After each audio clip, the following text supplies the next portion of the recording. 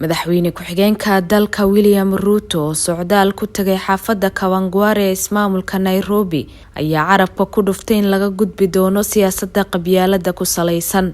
Waxa uu markale sii xoojiyay ololaynta xaaladiisa siyaasadeed ee ah in kobcinta dhaqaalaha waddanka laga soo bilaabo meel hoose iyadoo la garab qabanaya ganacsatada yaryar, dhalinyarada shaqo la'aanta ah iyo danyarta.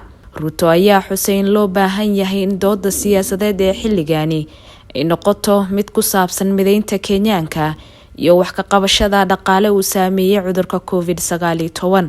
madaxweyne ku-xigeenka dalka oo u muuqday inuu bartilmaameedsanaya siyaasiyiinta mucaaradka ah ee ku midoobay dalada OKA ayaa ku celceliyay in laga soo gudbiyay xilligii laga wada hadli jiray awood qaybsi oo ay tahay in awoodsiin loo sameeyo malaayiin Kenyaanka caadiga ah. hogaamiye ku-xigeenka dalka ayaa tilmaamay inay jiraan dhinacyo isbahaysanaya si ay isaga uga guuleystaan xilliga doorashada guud ee sanadka 2022 balse uu ku wargelinayo inay diyaar garoobaan. Mimi nawauliza, najua mumepata kuelewa ya kwamba mimi nimesema hii mjadala ya siasa lazima ibadilike. Haiwezi kuendelea kuwa ni mjadala wa viongozi na kubadilisha katiba na kugawana vyeo na kugawana mamlaka. Hapana, lazima tuwe na mjadala mpya ambayo itajumuisha mwananchi mwenye hana kazi na yule wa mkokoteni na yule mama mboga, kwa sababu tuko na watu milioni 15 wa kiwango hiyo, na hakuna vile tutakuwa na mjadala Kenya ambayo ni mjadala ya viongozi peke yao. We must have a conversation that involves ordinary people in Kenya.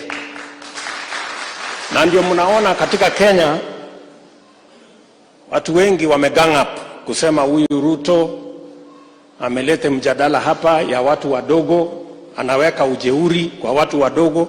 Mimi nataka niwaambie wajipange, kwa sababu safari hii tutakuwa na mjadala ya mtu mdogo pia.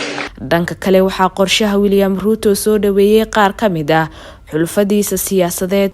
Unapokejeliwa, unaporushiwa matope, wanapokutusi, wewe ujue kweli unafanya kazi ya Mungu katika kazi hii ya kubeba watu wako na wheelbarrow, kuwatoa umaskinini uwalete kwenye maisha ya hadhi. Sisi wote tuungane kama mahasla, tuongee mambo ya uchumi wetu, sababu Kenya itaungana kama sisi wote, kila mtu anaweza kujimudu kimaisha na uchumi bora.